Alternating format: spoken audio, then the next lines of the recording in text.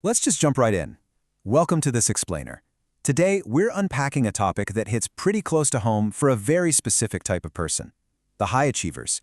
You know, if people are always telling you how super organized you are, or if your life just looks like a perfectly well-oiled machine from the outside, then stick around, because this explainer is absolutely for you.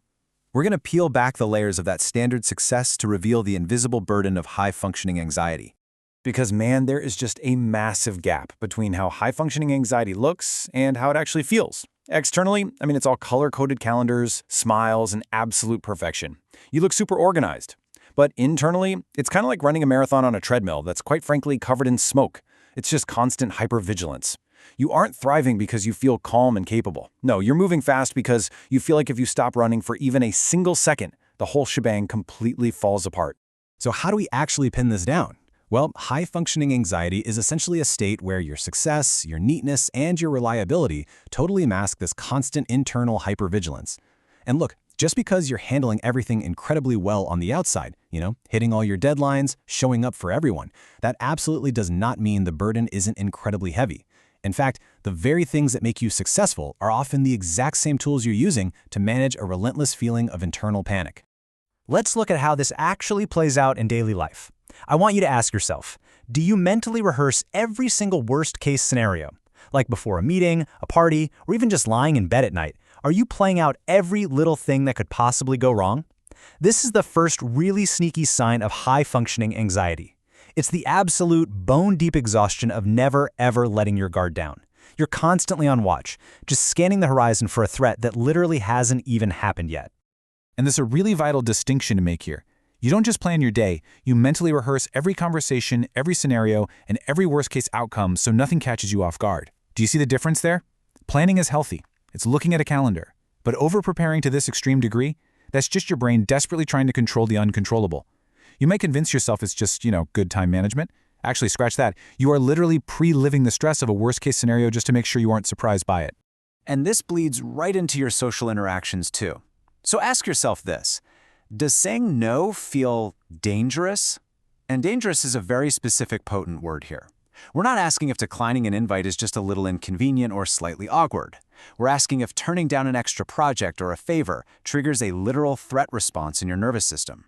For the highly anxious high achiever, the simple act of saying no feels utterly unsafe. It feels dangerous because your brain translates setting a simple boundary into, oh no, they're going to be disappointed in me. This is classic people-pleasing, but it's disguised as just being helpful. You volunteer, you pick up extra shifts, and everyone thinks you're just the nicest person on the planet. But internally, you aren't doing it out of this boundless generosity. You're doing it to avoid the catastrophic feeling of letting someone down. Setting a totally standard boundary feels like you're actively jeopardizing your standing in the world. Which brings us to the third sign. So you've successfully managed the week, you've said yes to absolutely everyone, you finally sit down on the couch to rest, and what happens? Can you actually relax without a guilty voice in your head? It's almost comical, right? We literally have to schedule our relaxation time, and even then, we totally fail at it. For most people, a couch is a place of relief. But for the anxious high achiever, the moment the external noise stops, the internal noise gets absolutely deafening. You almost immediately feel this wave of guilt during downtime. That little voice chimes in, telling you that you should really be doing something productive. And it is incredibly frustrating. The anxiety has essentially convinced you that your worth is entirely tied to your output.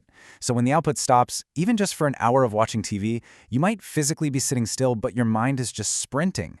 It's whispering that you're falling behind, that you're being lazy, that you should definitely be doing more. This brings us to a really crucial realization. Anxiety isn't always visible. We usually picture trembling hands or, panic attacks. But high-functioning anxiety flies completely under the radar. People look at you and they just see a rock star holding a gold star. What they don't see is the immense heavy lifting it takes for you to hold it up. The very fact that you are handling things so flawlessly is exactly what makes it so incredibly heavy to carry all by yourself. Okay, let's pivot to some solutions. When you're dealing with constant internal hypervigilance, you need immediate, practical ways to signal to your nervous system that it is finally safe to power down. So, here are 3 small steps to ground yourself today. We're going to set a hard stop time. We're going to practice a pause before saying yes, and we're going to take 5 deep belly breaths. Let's break these down real quick. Step 1. Set a hard stop time for work. Look, when you have high-functioning anxiety, the line between doing enough and doing more just doesn't exist. There is always going to be another email. By creating a firm, uncrossable boundary, like setting a literal alarm for 6 p.m., you force that internal treadmill to power off. You kind of have to treat this hard stop with the exact same rigid perfectionism that you apply to your work tasks. Use those high-achieving traits to strictly enforce your own rest. Moving on to step 2. I highly recommend you just memorize this exact script. Let me check my schedule and get back to you.